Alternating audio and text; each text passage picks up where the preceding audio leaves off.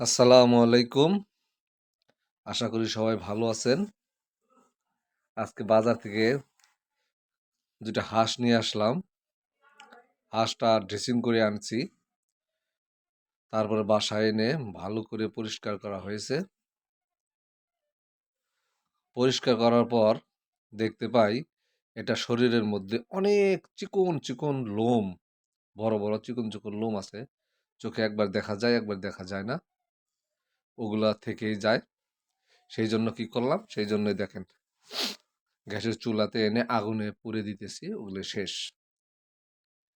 এখন আমরা বাসায় খাইতেছি দেখে এটা করলাম। এখন ওই যে ভাইরাল জায়গায় যে হাঁসের মাংস খাওয়ানো হয়, ওই জায়গায় কি এত পরিষ্কার করে? লোম সুইদ্দাই খাওয়ায় আমার মনে হয়। যাক, যারা খাবেন দেখে শুনে খাবেন। আমরা দেখেন একটা পুরা শেষ। এখন আবার আরেকটা নিলাম।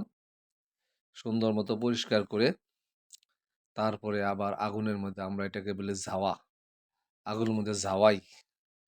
এভাবে জাওয়াই দিলে জিনিসটা যে চিকন চিকন যে লোম থাকে সেই লোমগুলো পুড়ে যায়, গোড়ার থেকে সম্পূর্ণ শেষ হয়ে যায়। যাই, যারা হাঁসের মাংস খাবেন দেখে শুনে খাবেন। আসসালাম।